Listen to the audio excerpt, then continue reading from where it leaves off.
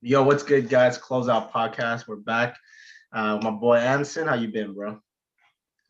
Number one Bulls fan in the world. I thought you were gonna say Lakers fan. After what happened. Well, shit, dude. Yeah, I've been good, man. I've been good. You Just been good? I've been looking at the G League players, very promising, and then I've been checking out Team USA basketball. So Yeah. I'm pretty sure you've been following up the trades, dude. Who else is happy right now? LeBron, dude. LeBron's about to win like 5 rings in a row. Mhm. That's all I'm gonna say, I bro. feel like next season could be one of the most like interesting, surprising seasons we had in a while. Dude, I 'Cause don't even know last- who to. I don't even know who to. I don't even know who to draft anymore for fantasy. oh, dude, for real, man. Like, do you even take Kyle Lowry anymore? Mm-hmm. He's playing with like three other star players. Like, do Yeah. you take DeMar DeRozan? He's not going to be a number one option. So, Yeah, exactly. And then it's just like it's fucking crazy. But let's get into the free agency recap, right? Let's start with the Heat. You want to start with the Heat? yeah, let's talk about the Heat. Basically, I feel like the Heat are one of the winners in the free agency. Oh yeah, So for every sure. team, they got their own goals. For example, the Bulls, we'll talk about later. They're another winner, and their goal isn't to be a championship contender. They just want to, make the playoffs, contend, maybe try to convince Zach LaVine to stay another year because you don't want to lose Zach LaVine. I'm pretty sure Zach LaVine's been pissed off for the past 3 years playing for the Yeah, Bulls. he's like, bro, fuck. So Miami's goal is just go back into that championship contender. They were just in the finals 2 years ago, and then kind of disappointed last year. But last year it was partly their fault, but like I feel like they just didn't get a rhythm because like Yeah, Miami last year like they dealt with a lot of injuries. Like Jimmy Butler missed a lot of games, their best player. yeah, So they ended up getting swept in the first round. yeah. That was tough, dude. I was like, yo, everyone was saying like it's a repeat. The Heat's gonna sweep the Bucks. Mm. The Bucks was like, yo, I'm gonna sweep them back, bro. God, dude. Hey, but the Bucks look ready to go, man. I think so let's just summarize their new acquisitions and then we'll get into maybe predicting where they are next year. Okay. So uh I think the biggest thing, well not the biggest thing, but the biggest name of their team, Jimmy Butler, is gonna re-sign 4 years, 186 million. That's pretty good. That is very good for Jimmy Butler, not for the Yeah, yeah, because 4 years I believe he's 32 already. yeah. And 4 year deal, 186. That means in his last year, when he's 36 years old, he'll be making 50 mil a year. Mm-hmm. It goes up. So, in a couple years, he might regret this.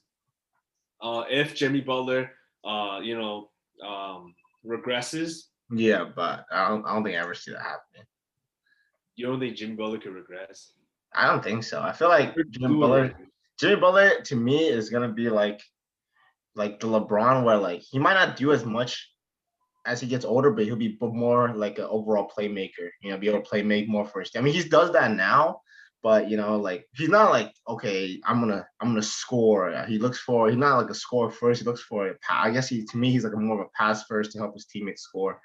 And I think that he's trying to build that around him, like getting more players around him where they can like build with his like play style. Because we could say most players do regress as they get older, right? But I feel like if you change up your game as you get older to benefit like how you play, because you're obviously for example LeBron, he doesn't like put his head down, slash, and try to dunk everything anymore. He's more of a shooter now, right? More of a passer, shooter. He sets up his teammates a lot better. And I just feel like, players like that is kind of like, to me, I see Jimmy Butler as one of those players, like they're able to transition their game as they get older, just so, they're not like useless, you're not trying to fucking Vince Carter everything, like, goddamn. But Oh, yeah, I agree with you, man. Definitely. I definitely think he's gonna be like, kind of like when Andre Iguodala got older, mm-hmm. he was that piece for the Warriors. Yeah, I but feel like he's definitely gonna still be in fact impactful player, but I don't think he's gonna be 50 mil a year impactful. At that's, 30. that's true. I don't even know if he's 50 mil impactful right now, right? Because Jimmy Butler's, I believe he's right outside the top 10, and there isn't any players right now making 50 mil. That's Like true. That's true. Curry just signed it, but it's he's making 50 mil in a couple years, not right now. Mm-hmm. So I mean, in today's contract, he would be the highest paid today, and he's not the best player if you're matching up with salary That's true.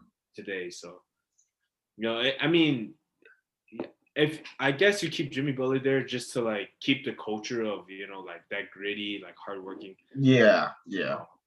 team play type of play style. So another guy they brought back, another big contract. I think this is well deserved. Duncan Robinson signed 5 years, 20 mil. I think this is well deserved. This is basically less than 20 mil a year. Yeah, it's 18 basically. Yeah, I really like this. It's not too much. It is a lot though, but it's not too much. And I like this because Duncan Robinson's a versatile player where he's just like a piece you could fit in on any team. So if this Heat team looks really different, let's say they trade everyone somehow, and they look really different in the next couple of years, you can always just fit in Duncan Robinson. Yeah, yeah, So for sure. yeah, I like them bringing back Duncan Robinson. I was kind of concerned. I thought Duncan Robinson was going to leave. There was some reports about that, and as a Laker fan, I wish we got Duncan Robinson. But oh yeah, for sure, dude. As a fellow Nets fan, fellow Nets fan, same. You guys got Joe Harris, man. Do we still have Tyler Hero or not? The Heat, yeah. They still. We're gonna talk about Tyler Hero. Should they trade him or not? We'll talk about it a little later. Let's just finish covering up Victor Oladipo. This one shocked me. I thought he was gonna get at least a little bit of money, but he took a veteran minimum. Yeah. So I don't know. Players that usually take veteran minimums, you expect them, to go to like a super team. Yeah. Lakers, Nets, but he signed a veteran minimum 1-year deal to the Heat. He's gonna come. I think he's gonna miss like the first portion of the season because he's still injured. Yeah. Just on knee rehab. But I mean, for a veteran minimum, that's another steal. This is why I think the Heat are one of the biggest winners of free agency because they kept basically all of their key pieces, all of their pieces that made them successful 2 years ago. Yeah. Like Duncan Robinson, Jimmy Butler, Hero still on the team. Yeah. The only player that isn't still here that helped them make it to the finals was Goran Dragic. Yeah. But I mean, you're replacing him with Kyle Lowry, who's better, and then now you're keeping Victor Oladipo from last year. So yeah, and another PJ Tucker too. PJ Tucker was another pickup. Markieff Morris, that's another veteran. So yeah, this team looks really good. And then we could also talk about briefly just mentioned it, but Kyle Lowry, 3 years, 90 mil. Yeah, 30 mil a year. The guy wants to get paid. He wants to win a chip. Want to win another chip. We'll definitely see what happens. How far do you think the Heat's gonna take it? Are they gonna be contenders again, or? I think if we're ranking it by the East, let's rank it. Let's not rank it by seeding, right? Let's rank it by who do you think is most likely to make it to the finals, right? I think the Nets are number one. Yeah, for sure, dude. It's hard. A healthy Nets team. We're disregarding injuries, right? Yeah, healthy Nets. Healthy Nets are number one. I think, man, between the Heat and the Bucks now. Yeah, that's what I'm trying to say, dude. Like the Bucks, they kind of stayed the same, like they didn't really sign nobody crazy. But the Heat, dude, they got a lot more firepower. They got Kyle Lowry, PJ Tucker. They got Markieff Morris. Like, dude, I don't know, man. The Heat looks like a pretty stacked team right now, I think the Heat, they're I'm gonna predict most likely they're gonna make the Eastern Conference Finals. That means they're gonna have to be either the Bucks or the Nets. But I'm just gonna predict it for now. They're for sure gonna make the second round. I think this is a top 4 seed. Yeah, I was gonna say that Heat. I feel like it's top easily. I think they might be number 3. It just depends what Sixers do with Ben Simmons. If there's Ben Simmons and Drummond, dude. Oh my god, dude. Yeah, but I mean, like looking at this lineup, who will be your starting 5 on the Heat? Because I think it'll be Kyle Lowry. You probably start Duncan Robinson for the shooting because Jimmy Butler isn't much of a shooter. Actually, Yeah. no, Victor Oladipo. That's right. Yeah, I guess. You could do Lowry, Oladipo, Duncan, Butler at the 4, And then with Bam. Yeah. or you could do Butler at 3 and have PJ Tucker. The thing is, you starting Victor Oladipo. I mean, he's too good now to start him, right? Yeah, that's what I was gonna say, dude. Like, or do you just want him to be like a 6? Do you 6-man? You'd rather prefer him to be like a 30-minute per game 6-man? Yeah, I feel like he could be a 30-minute 6-man, in my opinion. Depends, because I know he still has a knee injury. Hoping that he comes back from that. But yeah, it'll probably be the same game. Butler, Duncan Robinson, Oladipo, Bam, Lowry. That's Do you have Tyler Hero starting? I don't know, bro. I'm fucking off the bench, man. That guy fucking sucks. I think Tyler Hero could be like, he could be in contention for 6-man of the year. Like if he's just a spark plug off the bench, if he can do like 15, 16 points off the bench, he could. That's crazy, dude. 15, 16 points off the bench. I don't even think the fucking. Yeah. I mean, he averaged like 15 last year. He wasn't coming off the bench, but. Yeah, I think he only averaged 14, I think, because I picked him up a few times. I think he only averaged 14. I think he averaged about 15, 14 or 15. Yeah. Yeah. All right. That's cool. That's cool. Yeah, I think that's a pretty solid Heat team, honestly. Jimmy Butler, Duncan Robinson, Oladipo, Kyle Lowry, and then Bam for sure. Yeah. Dude, Bam is one of those big men that are like, dude, they're pretty good, dude. Like, Bam's pretty fucking good. Yeah, I love the defensive versatility on this team because like now you have PJ Tucker, like Bam can guard 2s, 3s, 4s, and 5s. Yeah. And PJ Tucker, he can switch on anyone. He can guard. He played center before, and he was starting Devin Booker all finals. Yeah, so, the thing is, I feel like PJ Tucker fits the Heat play style because they're all like how like those old guys, they're always like they fucking play hands-on defense, half you in here. I feel like the Heat team are kind of like that. They're very, very close up. They don't give you a lot of space, and they're really, really good defense all around. I think PJ Tucker just fits that. And then when PJ Tucker was on the Bucks, yeah, you can say like Drew Holiday and him were like really, really trying to poke defense. Like I guess like it was all right, but I feel like the Heat, the environment of like everyone pushing the ball, like Butler, Oladipo, especially like Lowry and Bam. I feel like Tucker kind of puts in that play style a little bit more where like he knows that everyone's gonna be here hustling for defense, and we have the offensive bag as well. We got like Duncan Robinson, Butler, Oladipo, and this is pretty good all around. All right, that's good. That's why I thought like this Heat team is super interesting. Yeah. Like I said, Bam can switch on anyone.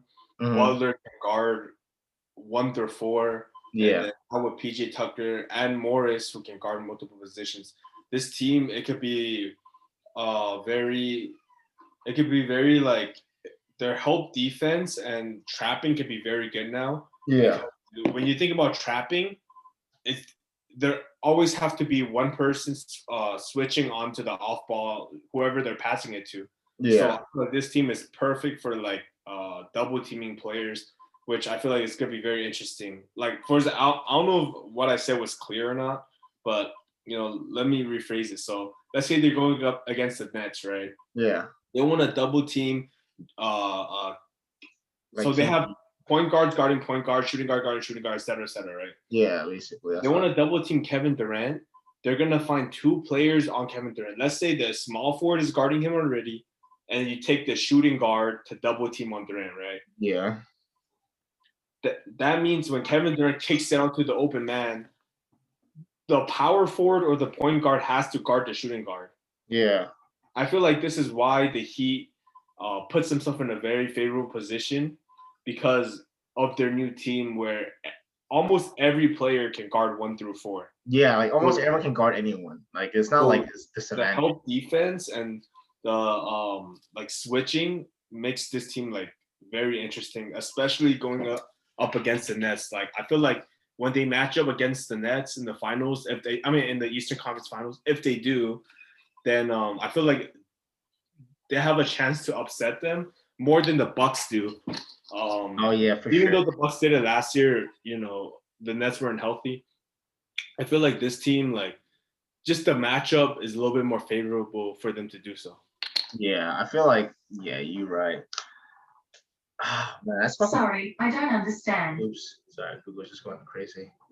But yeah, I feel like the Heat is definitely a must-watch next year. We're gonna have to keep our eyes on the Heat for sure to see what happens. This team, like you said, I feel like the Heat have a good favorable chance to upset the Nets or even overcome and come out on top, right? It's just that we'll just see how it plays out, right? I mean, if Joe Harris can light it up for like 18, I guess. Like fuck, they carry the Nets, I guess.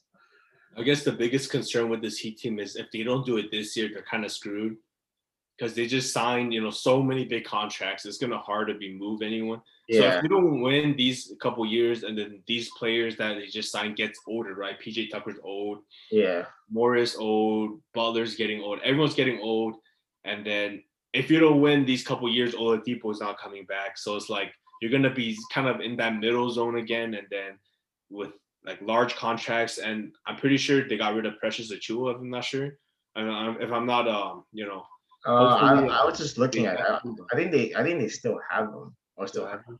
Yeah, I thought they got rid of him to get Kyle Lowry. I don't even know. Let me check. Miami Heat roster. I don't know. I actually don't know. I mean, I see him still here, and I see the new. I mean, Dragic is still here apparently too, but fuck it, I don't know. I see Oladipo. Yeah, he's on the Raptors. He's on the Raptors now. Oh, okay. Pressure. Yeah, so I mean, you gave up like some of your young core. Yeah. Pressure Chua is a pretty good piece, young piece, but you give him away, and then you're signing old guys on big contracts. Which, if you don't win in these next couple of years, it might be, kind of concerning. Like Lakers is not as concerning in my opinion because all these contracts we just got, they're all 1-year deals. Like you're gonna have to be committed to Kyle Lowry for the next 3 years on a big contract. Same thing with Butler. So yeah. Damn, bro. All right, yeah, all right, that's good. All right, let's move on here. We got.